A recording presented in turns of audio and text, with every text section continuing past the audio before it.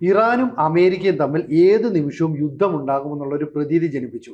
Abraham Lincoln എന്ന് പറയുന്ന ഒരു കപ്പൽ വ്യൂഹം തന്നെ വന്ന് ഏത് നിമിഷവും ഇറാനെ ആക്രമിക്കുമെന്നുള്ള ഒരു പ്രതീതി ജനിപ്പിച്ചു. ഇറാൻ ആണെങ്കിൽ അവിടുന്ന് ഡ്രോൺ തൊടുത്തു വിട്ടു. അമേരിക്ക F-35 യുദ്ധവിമാനം അയച്ച് അതിനെ തകർക്കുകയും ചെയ്തു. അപ്പോൾ 800 കിലോമീറ്ററോളം ദൂരത്തേക്ക് ഒരു ഡ്രോണിനെ ഇറാൻ അയച്ചു എന്ന് പറഞ്ഞാൽ ഞങ്ങൾ യുദ്ധസന്നദ്ധരാണെന്ന് അമേരിക്കയ്ക്ക് മുമ്പിൽ നെഞ്ചു വിരിച്ചുകൊണ്ട് അവർ പറയുകയാണ്. അമേരിക്ക പറയുന്നു ഞങ്ങളുടെ ലക്ഷ്യം നേടുന്നതുവരെ ഇറാനെ തകർക്കാതെ മുന്നോട്ട് പോകില്ല എന്ന് പറഞ്ഞു. ഇപ്പോൾ ഈ പ്രശ്നം പരിഹരിക്കാനായിട്ടുള്ള ചില നീക്കങ്ങൾ നടത്തുന്നു. അതുമായി ബന്ധപ്പെട്ട ഒരു ചർച്ച നേരത്തെ തുർക്കി നടത്തുമെന്നാണ് പറഞ്ഞത്. പക്ഷേ ഇറാൻ അതിന് തയ്യാറായില്ല. അതിനെ തുടർന്ന് ഇപ്പോൾ ഒമാനിലേക്ക് മാറ്റിയിരിക്കുന്നു. മസ്കറ്റിലായിരിക്കാം ഈ ചർച്ച നടക്കുക. ഇതോടുകൂടി ഒരു സമ്മർദ്ദ തന്ത്രം പ്രയോഗിച്ചുകൊണ്ട് അമേരിക്ക പിന്മാറും എന്നാണ് പ്രതീക്ഷിക്കപ്പെടുന്നത്. അതല്ല എങ്കിൽ ഇറാന് നേരെ ഒരു ആക്രമണമാകും. അപ്പോൾ രണ്ട് രാജ്യങ്ങളും തമ്മിൽ ഏറ്റുമുട്ടിയാൽ ലോകത്തെ രാജ്യങ്ങളെല്ലാം തന്നെ ഇരുചേരികളിലായി അണിനിരക്കുന്ന ഒരു സാഹചര്യം പോലും ഉണ്ടാകും. സങ്കല്പിക്കാൻ പറ്റുമോ നമുക്ക്? അല്ല, ആ ഒരു സാഹചര്യത്തിലേക്കാണ് കാര്യങ്ങൾ നീങ്ങുന്നത്. അതായത് അമേരിക്കയുടെ കൂടെ ആരുമില്ലെന്ന് വായിച്ചെടുക്കേണ്ടി വരും. നമ്മൾക്ക് കിട്ടുന്ന റിപ്പോർട്ട് അനുസരിച്ച് ശരിയാണെങ്കിൽ അമേരിക്കയുടെ സൈനിക താവളങ്ങൾ നിലകൊള്ളുന്ന GCC രാജ്യങ്ങൾ അല്ലെങ്കിൽ അറബി രാജ്യങ്ങൾ മൊത്തവും എഗൻസ്റ്റാണ്. ഒരുപക്ഷെ ഇസ്രയേൽ മാത്രമാണുള്ളൂ. ഇസ്രയേലിന് അതിൻ്റെ ആവശ്യമുണ്ട്. കാരണം ഇസ്രയേലിൻ്റെ ഏറ്റവും വലിയ ശത്രു അല്ലെങ്കിൽ ഇസ്രയേലിനെ ഏറ്റവും വലിയ ശത്രുവായിട്ട് കാണുന്നത് ഈ പറയുന്ന ഇറാനാണ്. വേറെ ആരുമില്ല. ഇന്ത്യ പോലും പറഞ്ഞു, ബാക്കിയുള്ളിടത്തൊന്നും ഇടപെടാത്ത ഇന്ത്യ പറഞ്ഞു അത് ആവശ്യമുണ്ടോ എന്ന് പരിശോധിക്കേണ്ടി വരും. ഇറാൻ്റെ പരമാധികാരത്തെ ചോദ്യം ചെയ്യുന്ന രീതിയിലേക്ക് ഒരു യുദ്ധം. അപ്പം അതിൻ്റെ അർത്ഥം ഒരുപക്ഷെ നമ്മൾ കാണുന്നത് പോലെ റഷ്യയുടെ ഭാഗത്തു നിന്നും ചൈനയുടെ ഭാഗത്തു നിന്നും, അതായത് RIC ഇന്ത്യയുടെ ഭാഗത്തു നിന്നും അപ്പം അത്തരത്തിലൊരു നീക്കം വന്നു. അപ്പം ഇതിനകത്ത് ഒരുത്തൻ വെല്ലുവിളിച്ചാണല്ലോ ഇപ്പോൾ ഇറാൻ നിൽക്കുന്നത്. വാടാ നീ വാ നീ. ഇപ്പോൾ നമ്മളവിടെ കണ്ടേക്കുന്നതെന്ന് പറഞ്ഞാൽ എബ്രഹാം ലിങ്കൺ എന്ന് പറയുന്ന പടക്കപ്പൽ ഒരു രാജ്യത്ത് നിന്ന് യുദ്ധം ചെയ്യുന്ന പോലെ യുദ്ധം ചെയ്യാം. ആ പടക്കപ്പലിൻ്റെ അതിൻ്റെ കൂടെ ഈ വളരെ കൂടുതലായിട്ടുള്ള യുദ്ധക്കപ്പലുകൾ വരുന്നുണ്ട്. അതായത് എല്ലാ സംവിധാനങ്ങളോടും കൂടിയാണ് അമേരിക്ക വരുന്നത്. അമേരിക്ക ഇത് വന്ന് അന്ന് തൊട്ട് ഒരു പരസ്യം കൊടുത്തുകൊണ്ടിരിക്കുക, ഞങ്ങൾ അങ്ങോട്ട് പോകുന്നു, നീഞ്ഞു വാ എന്നുള്ള രീതിയിൽ ഇറാൻ നിൽക്കുകയാണ്. ഇതിന് പകരമായിട്ട് അവർ ഷാഹിദ് വഹൈരി എന്ന് പറഞ്ഞുകൊണ്ട് നമ്മൾ പറയത്തില്ലേ, ഈ പാട്ടവണ്ടി എന്നൊക്കെ പറയത്തില്ല, ശരിക്കും ഈ എബ്രഹാം ലിങ്കനോട് തൊല്ലം ചെയ്യുമ്പോൾ ഒരു പാട്ടവണ്ടി എന്ന് പറയാവുന്ന ഒരു കപ്പൽ ഇറക്കിയിട്ട് നിന്നെ ഞങ്ങൾ മുക്കിക്കളയും, നിന്നെ ഞങ്ങൾ കൈകാര്യം ചെയ്യും. ഇതിനു മുമ്പ് 2 വട്ടം ഇവൻ്റെയൊക്കെ കപ്പൽ മുങ്ങിയ ചരിത്രം ഞങ്ങൾക്കുണ്ട്. 62-ലാണോ പിന്നെ ഡേറ്റ് ഞാൻ ഓർക്കുന്നില്ല. 2 വട്ടം. ഒരു പ്രാവശ്യം എനിക്ക് ഇറാഖാന്ന് തോന്നുന്നു അമേരിക്കയുടെ ഒരു കപ്പൽ മുക്കിയിട്ടുണ്ട്. ഇറാൻ അതിന് മുമ്പ് ഒരു കപ്പൽ മുക്കിയിട്ടുണ്ട്. അപ്പം എത്ര സാങ്കേതിക വൈദഗ്ധ്യം ഉണ്ടെന്ന് പറഞ്ഞാലും മുക്കാൻ പറ്റും. എബ്രഹാം ലിങ്കനെയും വേണമെങ്കിൽ മുക്കും. അല്ലെങ്കിൽ ഇയാളെ ഒന്നും നമ്മൾക്ക് പേടിയില്ല. ഇങ്ങോട്ടടിച്ചാലേ അടിക്കത്തുള്ളൂ എന്നല്ല, ഞങ്ങൾ അങ്ങോട്ട് വന്നു. 139 ഡ്രോൺ എബ്രഹാം ലിങ്കണ് നേരെ അയച്ചതിന് ശേഷവും അമേരിക്ക മിണ്ടാതിരിക്കുന്നു എന്ന് പറഞ്ഞാൽ ഇറാനെ അടിച്ചാൽ അടി കിട്ടും. അമേരിക്കയിലല്ല കിട്ടുന്നത്, മർമ്മത്ത് കിട്ടും. അതായത് ഈ പറയുന്ന അമേരിക്കയുടെ ഭാഗമായിട്ട് നിൽക്കുന്ന, അമേരിക്ക സംരക്ഷിച്ചോളാമെന്ന് പറയുന്ന രാജ്യങ്ങളുണ്ടല്ലോ, GCC രാജ്യങ്ങൾ. ഇറാന്റെ ഭീഷണി ഈ ഉള്ള രാജ്യങ്ങളാണ്. അവരുടെ ഈ ഷിയ സുന്നി പ്രശ്നമുണ്ടല്ലോ. ഇവർ ഷിയ രാജ്യമാണ്, സുന്നി രാജ്യം. ബാക്കിയുള്ള രാജ്യങ്ങളെ ആക്രമിക്കാറുണ്ട്, അതിന് ഹൂത്തികളെയൊക്കെ ഉപയോഗിക്കാറുണ്ട്. അപ്പോൾ അതിൽ നിന്ന് ഒരുപക്ഷെ അമേരിക്ക ഞങ്ങൾ രക്ഷിച്ചോളാമെന്ന് പറഞ്ഞിട്ട് ഇവൻ്റെ അവിടെ കയറി സൈനിക താവളം ഉണ്ടാക്കി അവൻ്റെ അധികാരം കൈയാളി അവൻ്റെ മുതൽ പഠിച്ചുകൊണ്ട് പോകുന്ന പണിയാണ് നേരത്തെ തൊട്ട് നടത്തിക്കൊണ്ടിരിക്കുന്നത്. അപ്പോൾ ഇപ്പം നേരത്തെ ഒരു വിഷയം ഇസ്രായേലും ഇറാനുമായിട്ട് തമ്മിൽ വന്നപ്പം ആദ്യമേ കൊണ്ടുവന്ന് ഖത്തറിലല്ലേ, ഖത്തറിൽ കൊണ്ടുവന്ന് മിസൈൽ ഇട്ടല്ലോ.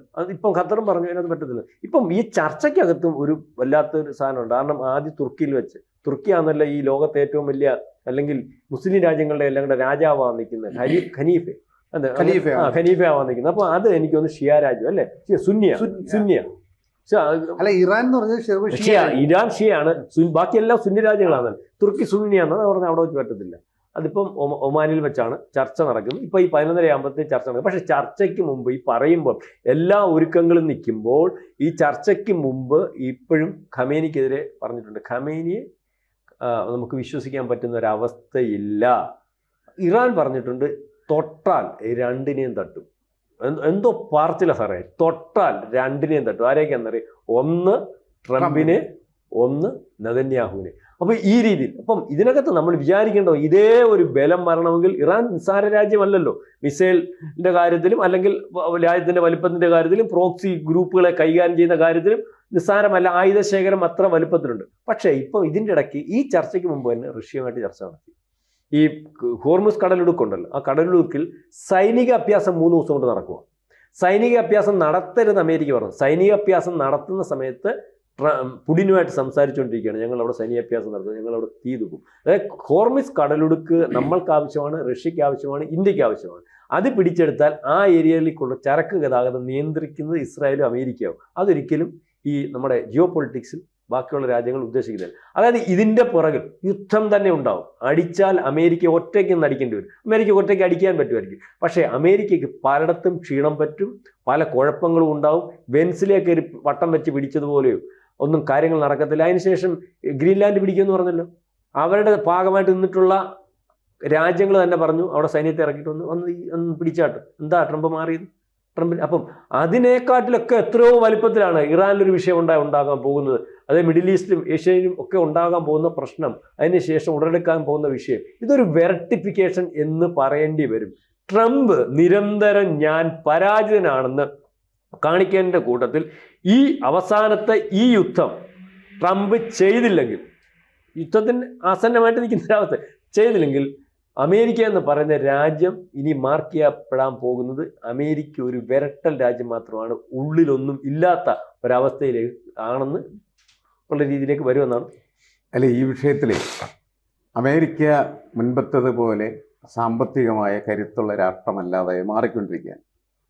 നിരന്തരം പല രാഷ്ട്രങ്ങളിലും അവർ നടത്തിയ സൈനിക ഇടപെടലുകളും മറ്റ് അവരുടെ ഇടപെടലുകളുമൊക്കെ അവർക്കുണ്ടാക്കി കൊടുത്തത് വലിയ സാമ്പത്തിക നഷ്ടങ്ങൾ തന്നെയാണ്. പല യുദ്ധങ്ങളും അവർക്കുണ്ടാക്കി കൊടുത്തത് സാമ്പത്തിക നഷ്ടങ്ങൾ തന്നെയാണ്. അവർ നടത്തിയ യുദ്ധങ്ങളെല്ലാം സാമ്പത്തിക ലാഭത്തിന് വേണ്ടി തന്നെയായിരുന്നു. അതാത് രാജ്യങ്ങളിലെ റിസോഴ്സസ് അടിച്ചു മാറ്റലായിരുന്നു ഇതിൻ്റെ പ്രധാനപ്പെട്ട ജോലി. ഇറാഖ് ഇല്ലാതാക്കിയത് അവിടെ നിന്ന് എണ്ണ അടിച്ചു മാറ്റാനായിരുന്നു. ഇറാനിലേക്ക് നുഴഞ്ഞു കയറാൻ ശ്രമിക്കുന്നത് ഇറാനിലെ എണ്ണ അടിച്ചു മാറ്റാൻ വേണ്ടിയിട്ടാണ്. വെനിസ്വലയിലെ പ്രസിഡന്റിനെ അങ്ങനെ തന്നെ രാത്രി ഭാര്യയും കട്ടിലും അടക്കം പൊക്കിക്കൊണ്ടുപോയതും എണ്ണ അടിക്കാൻ വേണ്ടി തന്നെയാണ്. ഗ്രീൻലാൻഡ് ഇപ്പോൾ അദ്ദേഹത്തിൻ്റെ സ്വന്തമാണ്, കാശ് കൊടുത്ത് വാങ്ങിക്കും എന്നൊക്കെ പറഞ്ഞ്, അല്ലെങ്കിൽ തോക്കി കൊണ്ട് വാങ്ങിക്കും എന്നൊക്കെ പറഞ്ഞ് നടക്കുന്നത് അവിടുത്തെ ധാതു സമ്പത്ത് കൊള്ളയടിക്കാൻ വേണ്ടിയിട്ടാണ്. അങ്ങനെ ഫലത്തിൽ നമ്മൾ നോക്കിയാൽ ഒരു ലോക കൊള്ളക്കാരനാണ് ആര്? അമേരിക്ക. അതെ. അപ്പോൾ അതിനെതിരെ പൊരുതാൻ ആ കൊള്ളക്കാരൻ്റെ കൊള്ളയടിക്കലിന് വിധേയമായ രാഷ്ട്രങ്ങളെല്ലാം തയ്യാറാവുന്ന അല്ലെങ്കിൽ തയ്യാറെടുക്കുന്ന വാർത്തകളാണ് ഈ ഇറാനിൻ്റെ ഈ യുദ്ധ പ്രഖ്യാപന സാഹചര്യം എന്ന് പറയുന്നത്. ഇറാനല്ല യുദ്ധം ചെയ്യുന്നത്, ഇറാനെ ശരിപ്പെടുത്തും എന്ന് പറഞ്ഞിട്ട് അമേരിക്കയുടെ യുദ്ധവാഹിനി അവിടെ എത്തിച്ചേർന്നു.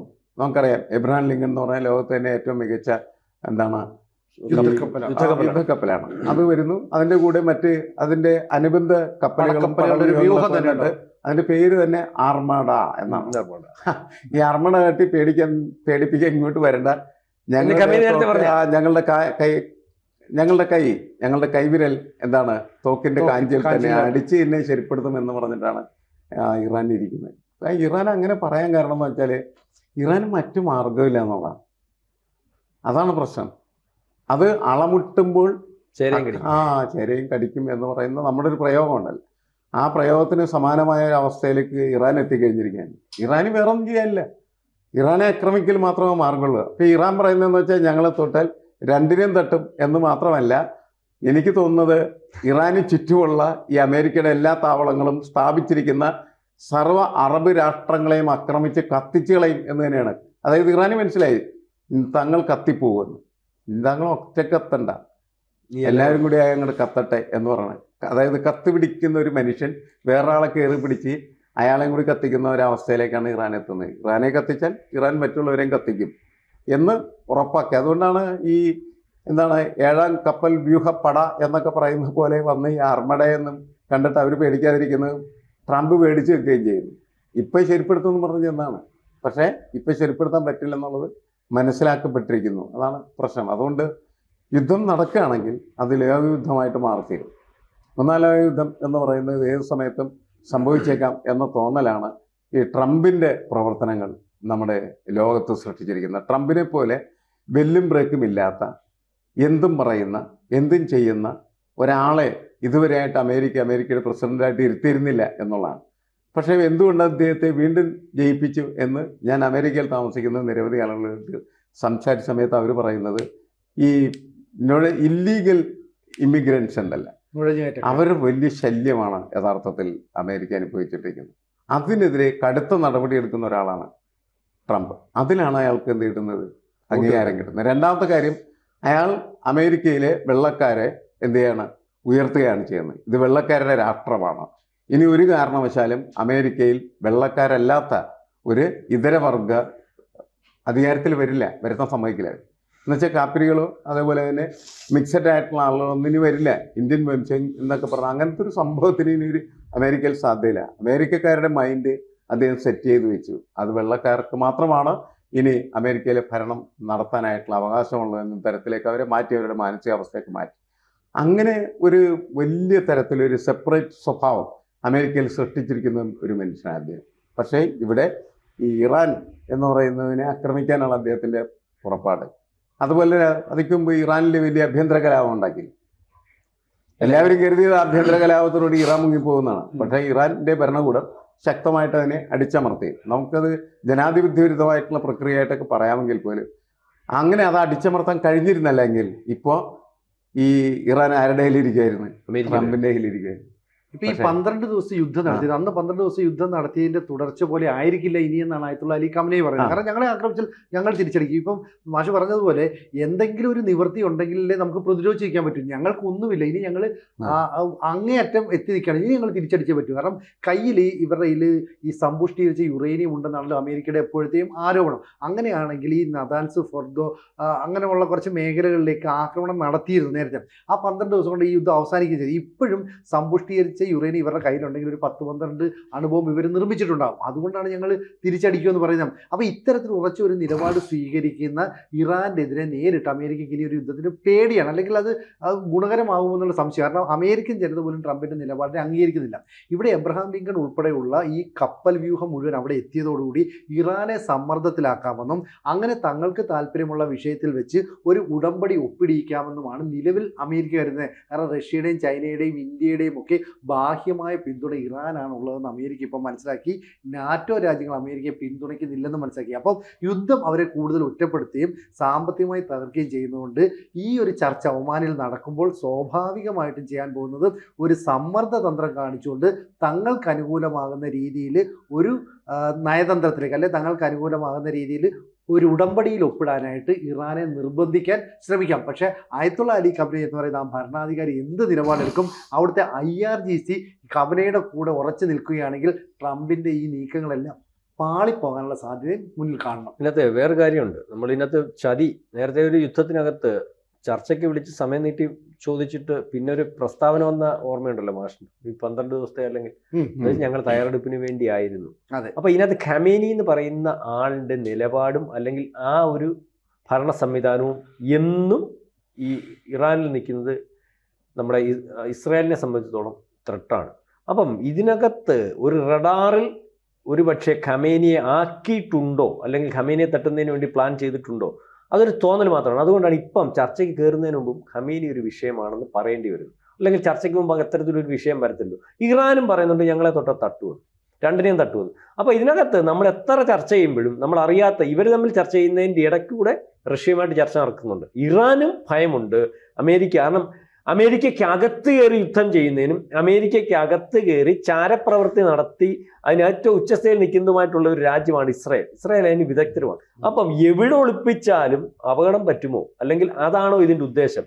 നേരത്തെയും യുദ്ധം ഒന്ന് മാറ്റിവെക്കണം, അല്ലെങ്കിൽ ഒന്ന് ഇപ്പം വേണ്ടാന്ന് പറഞ്ഞല്ലോ. ആദ്യമേ ഇയാൾ ഇപ്പം കാറ്റുമെന്ന് പറഞ്ഞുകൊണ്ടപ്പോൾ ഇസ്രായേൽ പറഞ്ഞു. അത് അന്ന് പറയുന്നത് റഷ്യയായിട്ട് പറഞ്ഞതുകൊണ്ടാണ്. അതോ അവർക്ക് വേണ്ട തയ്യാറെടുപ്പ് അവർക്കറിയാമല്ലോ. നേരത്തെ 12 ദിവസത്തെ യുദ്ധം അല്ലെങ്കിൽ തിരിച്ചടിച്ചപ്പം അയൺ ഡോം സംവിധാനമൊക്കെ മറികടന്ന് അവിടെ മിസൈൽ വീണു.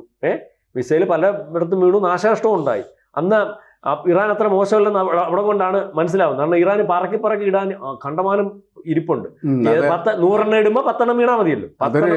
ടെസ്റ്റ് ഡോസ് ആണ്. ഇപ്പൊ ഇങ്ങനത്തെ ഒരു കാര്യമുണ്ട്. എന്തുവായാലും അമേരിക്ക ചർച്ച ചെയ്യുന്നത് ചതിയുടെ ഭാഗമാണോ അതോ യഥാർത്ഥ ചർച്ചയാണ്? ഏതായാലും തുടങ്ങി എന്ന് വേണം പറയാൻ. ചർച്ചയ്ക്ക് മുമ്പേ രണ്ടിനെയും തട്ടുമെന്ന് പറയുന്നു. ഖമേനി ശരിയാവത്തില്ലെന്ന് പറയുന്നതിനകത്തും ഒരർത്ഥമുണ്ട് എന്ന് നമുക്ക് വായിക്കേണ്ടി വരും. കൂടുതൽ വാർത്തകളും വിശേഷങ്ങളും നിങ്ങളിലേക്ക് എത്താൻ ABC മലയാളം സബ്സ്ക്രൈബ് ചെയ്യുക, ബെൽബട്ടനും അമർത്തുക.